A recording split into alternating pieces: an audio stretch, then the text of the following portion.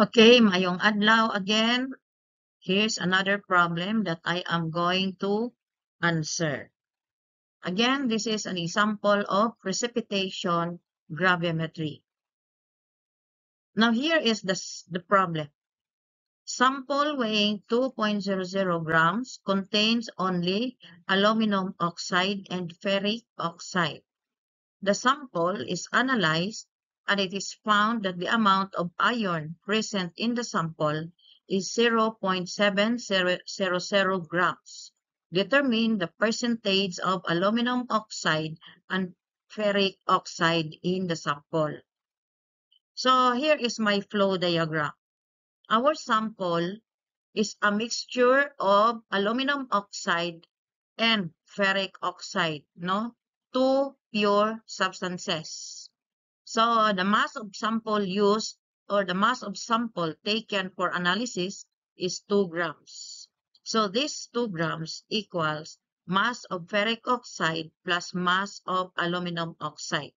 So this sample was analyzed, no? Siyempre kung mag-analyze ta, first i-undergo pa ni gi-dissolve pa ni siya og acid and then gidugangan og mga precipitating agent, gi-wash ang precipitate and then gi-ignite at high temperature using furnace.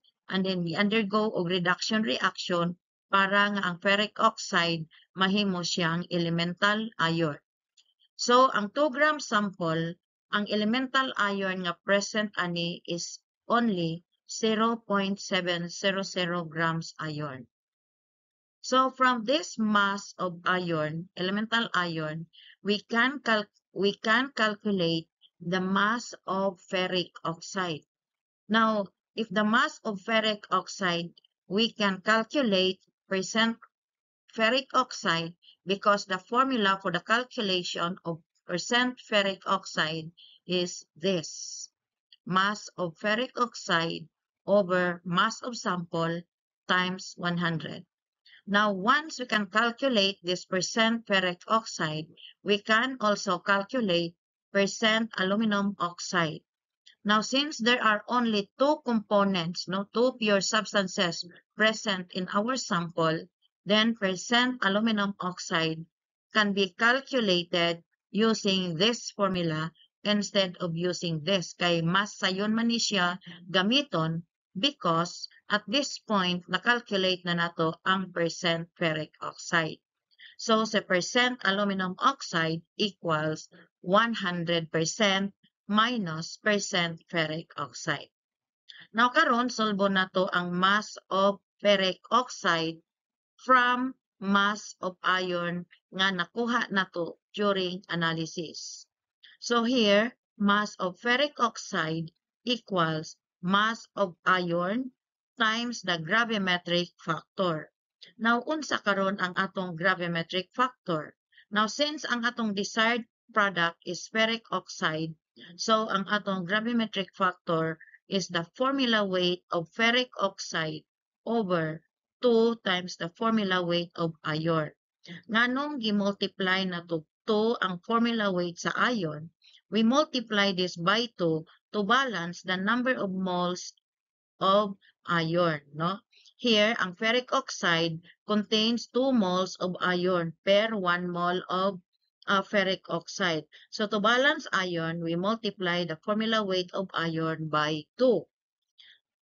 Now, given this formula, we can now substitute, no? We can now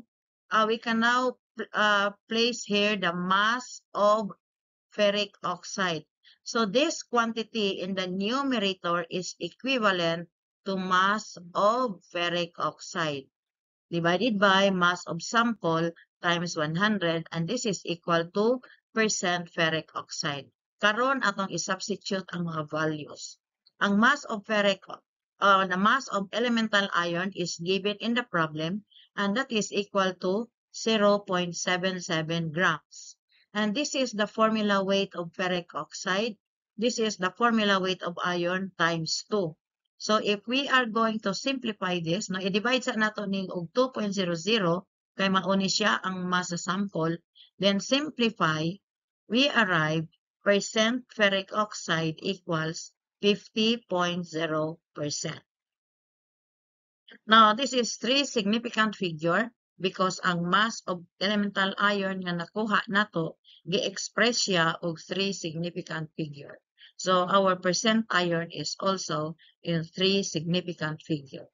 Now, since we only have 2 pure substances present, the aluminum oxide and the ferric oxide, we can calculate percent aluminum oxide as equal to 100% minus percent ferric oxide, which is 50.0%. And the answer is 50.0% for aluminum oxide. I hope nasabtan ang akong explanation for this problem. Thank you for viewing.